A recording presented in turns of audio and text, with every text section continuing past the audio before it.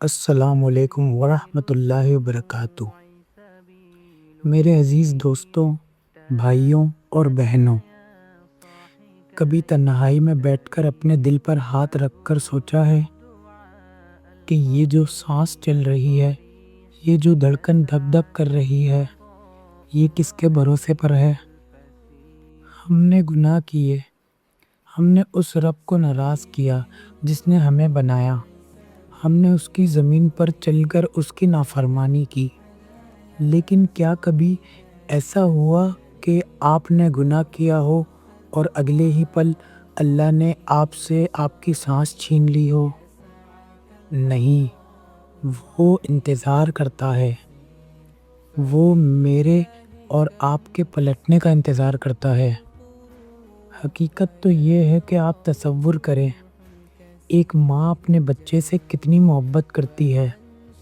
اگر بچہ گھر سے روٹھ کر چلا جائے تو ماں دروازے پر کھڑی رہتی ہے، ہر آہٹ پر لگتا ہے کہ میرا بچہ واپس آ گیا ہے۔ لیکن میرا اللہ تو 70 ماؤں سے زیادہ محبت کرتا ہے۔ ہم گناہوں کے دلدل میں پھنسے ہوئے ہیں، چہرے پر جھوٹ کا نقاب ہے، دل ناپاکیوں سے بھرے ہیں، مگر وہ رب آج بھی عرش سے پکار رہا ہے، اے میرے وہ بندوں جنہوں نے اپنی جانوں پر ظلم کیا ہے، اللہ کی رحمت سے مایوس مت ہونا۔ سبحان اللہ، وہ یہ نہیں کہہ رہا کہ اے گناہ گاروں، وہ کہہ رہا ہے اے میرے بندوں۔ گناہ کرنے کے بعد بھی وہ ہمیں اپنا کہہ رہا ہے۔ کیا اس سے بڑی محبت کوئی اور ہو سکتی ہے؟ ایک شخص تھا جس نے اپنی پوری زندگی گناہوں میں گزار دی، بڑھاپا آ گیا مگر توبہ نصیب نہ ہوئی۔ ایک دن وہ صحرا میں اکیلا بیٹھا رو رہا تھا۔ اس نے آسمان کی طرف دیکھ کر کہا، الہی، میں نے تجھے ہمیشہ ناراض کیا، مگر تو نے مجھے ہمیشہ رزق دیا۔ میں نے ہمیشہ پردہ فاش کیا، مگر تو نے ہمیشہ میرے عیب چھپائے۔ آج میں تھک گیا ہوں، کیا تو مجھے قبول کرے گا؟ پھر غیب سے آواز آئی، اے بندے، جب تو گناہ کر رہا تھا تب بھی ہم نے تجھے رزق دیا، آج تو رو کر آیا ہے، ہم کیسے تجھے خالی ہاتھ لوٹائیں گے؟ دوستو، کب تک ہم اس دھوکے کی دنیا میں کھوئے رہیں گے؟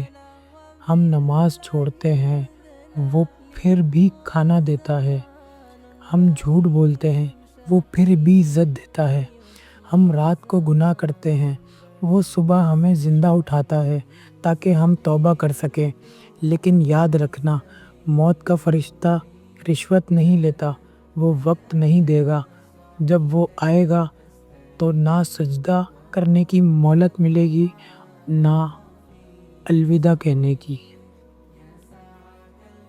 میرے رب کو منانا بہت آسان ہے، وہ تو صرف ایک آنسو کا منتظر ہے، ایک سچا آنسو جو ندامت سے نکل کر گال پر بہہ جائے، وہ جہنم کی آگ کو بجھا دیتا ہے۔